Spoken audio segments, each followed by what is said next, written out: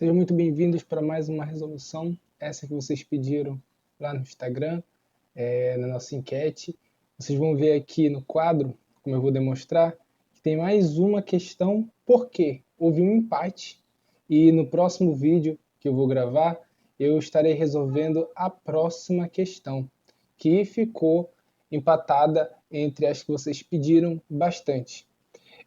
A primeira pergunta que a gente vai fazer, você já sabe como é pelo vídeo anterior, eu estou fazendo com vocês a questão e eu vou fazer as perguntas que eu faria diante de uma questão como essa. Essa questão é uma questão de aritmética e quando eu vejo que numa questão de aritmética eu tenho mais de uma operação, eu tenho regras para resolver cada operação. E quando em cada operação, cada termo dessa operação, existe uma potência, existe uma expressão, uma fração, eu tenho que trabalhar de forma individual. Então, essa questão eu vou fazer primeiro por etapas. A primeira coisa que eu imagino aqui é fazer aquela pergunta de eu vou fazer ela inteira de uma vez só? A resposta é não. Eu vou ter que resolver o formato de representação que tem aqui, uma potência que está com um expoente fracionário, tenho uma fração que está elevado a um expoente aqui fracionário, tem um número decimal elevado a zero, e fora ainda tem uma multiplicação, fora desse cochete, tem uma multiplicação que o divisor da fração que multiplica fora é um número que é uma dízima periódica. Então eu preciso transformar essa dízima periódica em algo que eu consigo trabalhar na resolução de operações aritméticas, que no caso é uma fração. Então, resolvendo uma parte por vez, aí sim eu volto para a expressão inteira e começo a resolver essa soma que está dentro do cochete, essa multiplicação que está fora do cochete. Né? Isso é a primeira coisa. Primeira parte do plano para a resolução dessa questão a gente já começou a imaginar aqui. Agora a gente vai olhar parte por parte do problema. Quando a gente vê uma expressão, geralmente, em problemas maiores, a gente tende a ficar um pouco ou ansioso ou, às vezes, pensar que não tem como resolver, que é um problema difícil, porque olhou o problema inteiro. E muitas das vezes a gente precisa olhar a parcela menor do problema, as partes do problema. Às vezes um problema pode ser dividido em parcelas, em pedaços. E a cada parte que eu vou resolvendo, eu vou ganhando uma confiança para resolver o restante do problema. E também eu começo a ver o problema com outros olhos. Às vezes o problema não é tão difícil como eu imaginava. E isso só acontece se você tiver essa atenção de num problema que você vê que é grande, mas que pode ser reduzido em parcelas, em problemas menores, aí sim você faz cada parte uma vez de cada. Uma parte aqui, depois a próxima e assim por diante. A primeira que a gente vai resolver nesse problema vai ser aquilo que desde o início, quando eu acabei de olhar a questão, me saltou da tela, foi essa potência aqui. Se você já está acostumado com esse tipo de potência, você vai lembrar que uma potência que está elevada a zero, coloquei a letra A aqui para representar qualquer número que eu imagine, qualquer número elevado a zero sempre vai dar 1, não é? Por causa disso, nós já podemos afirmar que isto aqui vai ser 1, não é? Vai ter o valor 1. Então, uma parte da nossa operação já foi realizada. A segunda é lembrar que esse número bem aqui, essa fração aqui, ela está elevado a um expoente que é um expoente fracionário. Tudo que está escrito é elevado a um expoente fracionário, esse expoente fracionário lembra para a gente raiz.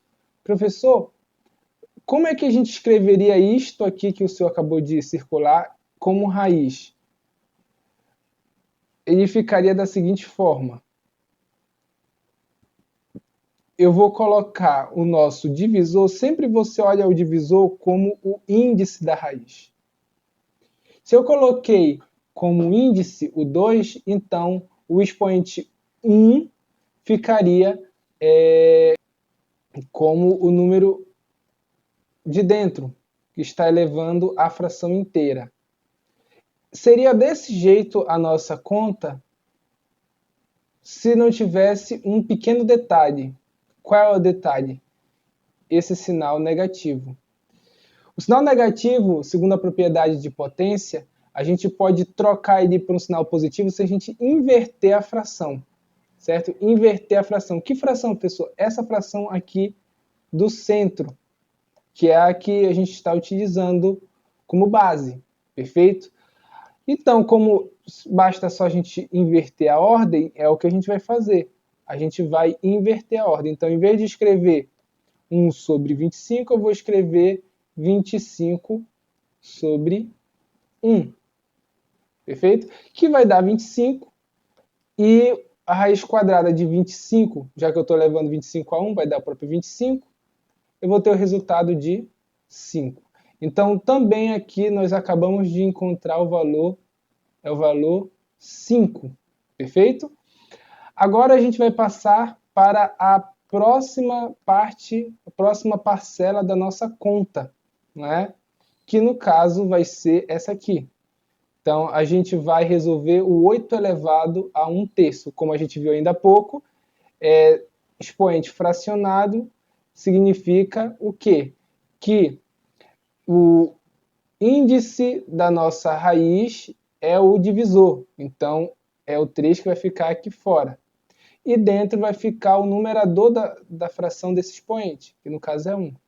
Quando eu não sei a raiz cúbica, vou fingir que eu não sei. Isso eu sei de cabeça, mas vou fingir que eu não sei. O que eu faço geralmente? Eu fatoro e vejo se eu consigo escrever como um múltiplo do índice que eu estou retirando, não é? No caso aqui, eu posso dividir o 8 por 2, vai dar 4. Por 2, vai dar 2. Por 2, vai dar 1. Então, o nosso 8 ele pode ser escrito como 2 ao cubo. Se ele pode ser escrito como 2 ao cubo, então ele sai da raiz, com toda certeza. Ele sai da raiz cúbica. Porque 2 ao cubo, dividindo por 3, que é o radical da raiz, lembrem que a raiz é isso aqui, ó. É essa fração. Então, se no lugar de 1 agora eu tenho o 3, 3 dividido por 3 vai dar 1. Então, no caso aqui, a raiz cúbica de 2 ao cubo é o próprio 2, né? Isso já sem a raiz. Então, significa que essa questão aqui, essa parte da expressão, vai nos dar o valor de 2. Bom, já simplificamos muito dessa expressão. Agora falta o valor de fora, que é esse aqui, ó. Para resolver essa parte aqui, eu preciso primeiro resolver o nosso divisor, que não é um divisor inteiro, como a gente está acostumado a ter, não é? Ele é um divisor que é uma dízima periódica. Como a gente resolve uma dízima periódica? Uma dízima periódica, ela é resolvida da seguinte forma: a gente primeiro imagina que a nossa dízima tem uma fração, porque a gente sabe que toda dízima foi originada por uma fração. E aí essa fração que a gente não sabe, a gente vai chamar de x. E qual é o nosso objetivo aqui? Nosso objetivo é fazer com que desapareça esse período, que é essa repetição. Multiplicando toda a equação por 10 ou por um múltiplo de 10, onde eu tenha uma outra expressão que apresente a mesma estrutura de período, com os mesmos números, a tal ponto em que agora eu posso pegar a expressão anterior e subtrair por essa nova, e eu vou eliminar o período. Então, ao subtrair aqui, nós ficaremos com 9x igual a 8, porque o período foi embora, e 8 menos 0 dá 8. E nós vamos saber que x é igual a 8 sobre 9.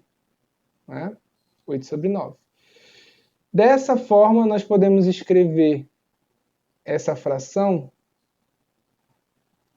como 1 sobre 8 sobre 9.